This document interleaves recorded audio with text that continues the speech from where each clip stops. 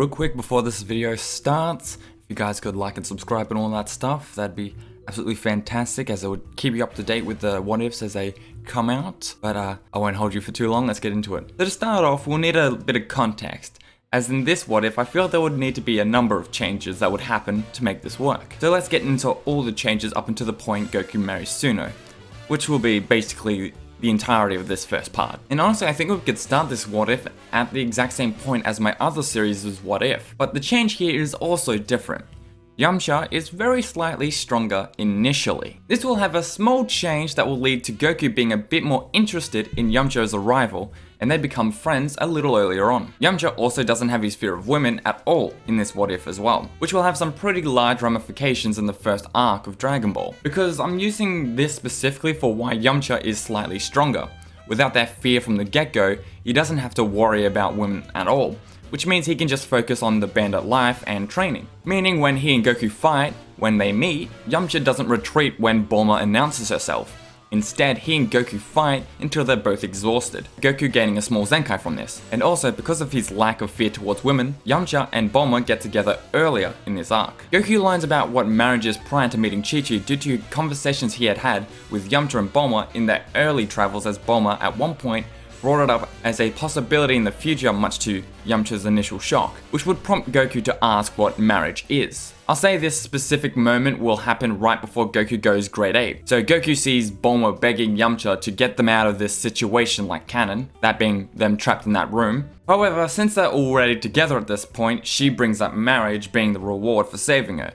To Yamcha's shock, obviously, but he couldn't do anything anyway. Not that Goku would remember, given he never remembers what happens when he goes grade 8. So Goku fully believes that Yamcha had some scheme to save them. And since Goku knows what marriage is, he shuts down Chi-Chi's proposal. I guess you could call it that. This will have an interesting side effect though. Angered that Goku shut her down, she tries to beat Goku up. But that very obviously is a fruitless effort. However, this isn't the last we've seen of Chi-Chi, as she returns to the Ox King and asks him about further training. Ox King, being a former student of Master Roshi, would then send her to his old master for training. So when Goku arrives for his training with Master Roshi, by the way, Yamcha comes along too due to his rivalry with Goku, but unlike my what if Yamcha trained like Goku what if, Yamcha here isn't much different from his canon self. However, he isn't a womanizer like canon, since he only developed that part of his personality after overcoming his own fear of women. And this Yamcha isn't as highly motivated to train, but at this point in the story he feels like he could still keep up with Goku, though they are all unaware of Goku's Zenkai. But back to my previous bit, when Goku arrives with Yamcha, and by extension Bulma, for their training with Roshi, Bulma not including for that part, they are shocked to see he already has 2 students under his belt, that being Chi-Chi and Krillin. And so, Master Roshi now has suddenly 4 students. Launch already being there, as Krillin and Chi-Chi had already found her on their own. And from what I've seen in the canon, Krillin kind of has a thing for strong women, so we might even develop a crush on this version of Chi-Chi. Chi-Chi, also being pretty innocent at this point, is completely oblivious. The 21st World Martial Arts Tournament comes along, and there are a few minor changes, like Yamcha being somewhat able to keep up with Jackie Chan in the first round, but still losing. Out of the fighters for this tournament in canon, Ranfan was the weakest, so Chi-Chi will replace her here, which means Chi-Chi fights Nam, and with her knowing that if she beats Nam, she gets to face Goku in the second round, it will give her the fighting spirit to best Nam here. Maybe a little bit headcanon-y for me, but I think that Chi-Chi would be able to get the win, which means Goku does indeed face Chi-Chi in the next round. But Goku is still able to best her, and she's furious about that. She promised Goku that she'll train harder and beat him for sure next time. Goku welcomes the challenge. But as the tournament goes on, we still get a Goku vs Jackie Chan finale. And due to his early Zenkai boost and better training at Roshi's due to Chi-Chi always hounding him, and that wasn't just Goku specific either. Chi-Chi's character here has become as strict about the training regime as she was about Gohan's studies. So everyone wasn't able to slack off in their training. Not even a little bit. I think Goku on raw strength alone would beat Jackie Chan. But as we've seen in the canon, Master Roshi doesn't beat Goku with power, but skill. And due to there being a slightly larger gap than usual, I think Roshi would end up having to use his full powered buff state to best Goku here. Though, that does spell disaster for Roshi's disguise. And after the tournament he would have to explain himself. This however works in Yamcha's favor, as he wasn't beaten by some random old dude in the tournament, but his own master. To recover some of his ego somewhat. So Jackie Chan, or rather Roshi, won the 21st World Martial Arts Tournament, like normal. After the tournament, everyone goes their canon way.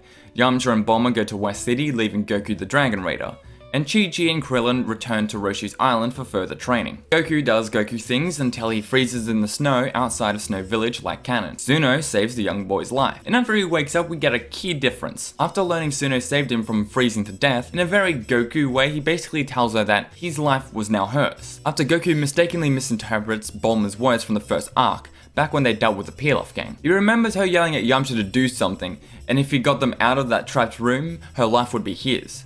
As we know, something someone would only say in the middle of a crisis.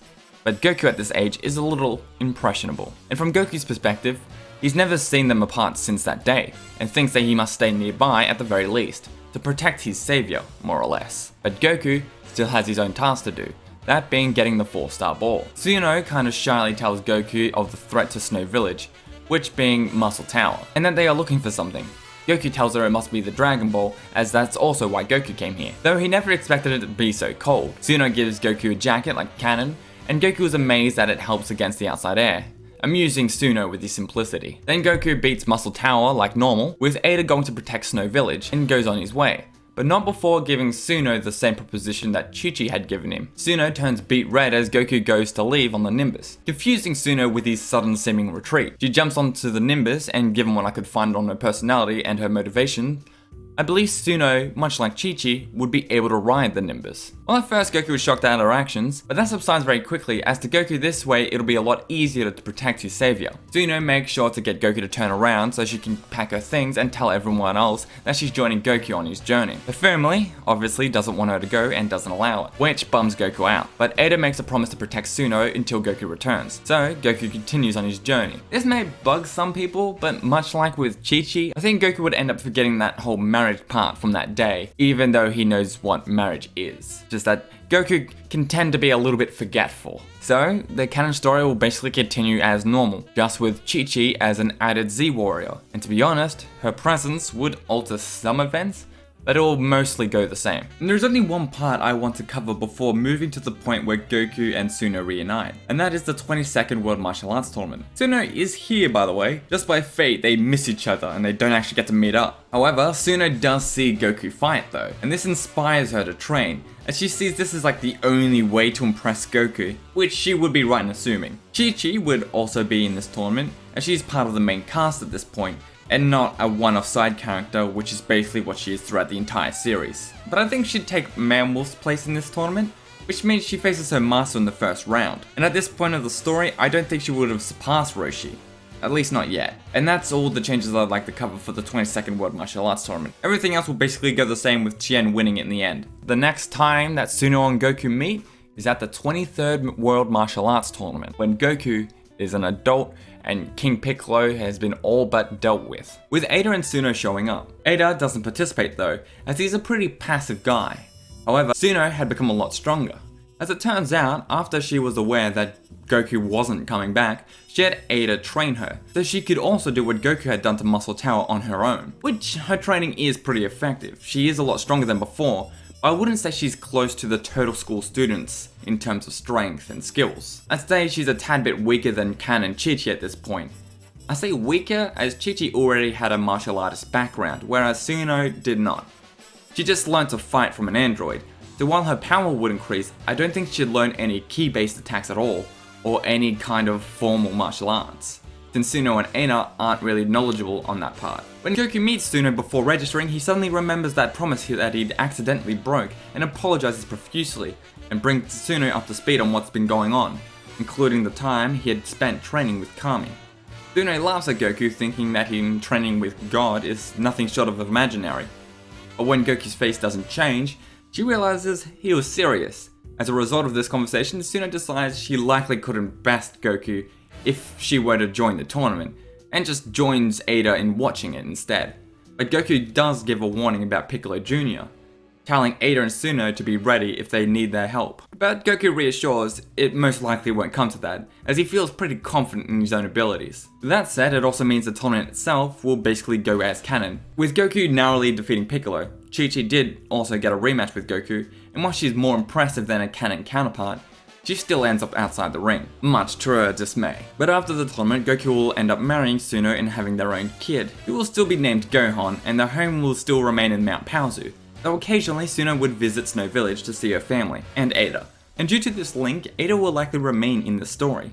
But that's all about what I've got for now. This first part was interesting to do, as to make this what if work in my mind, it required multiple changes, big and small alike. But I hope you enjoy where the story is headed. Also leave a comment below on whether or not Chi-Chi will end up with someone else among the Z Warriors, a random, or if she'll just remain a bachelorette. But with that being said, that's all I've got time for today. Make sure to leave a like if you've been enjoying this series, and make sure to hit the subscribe button and the bell to stay up to date with my next what ifs. But until then, I'll see you guys next time.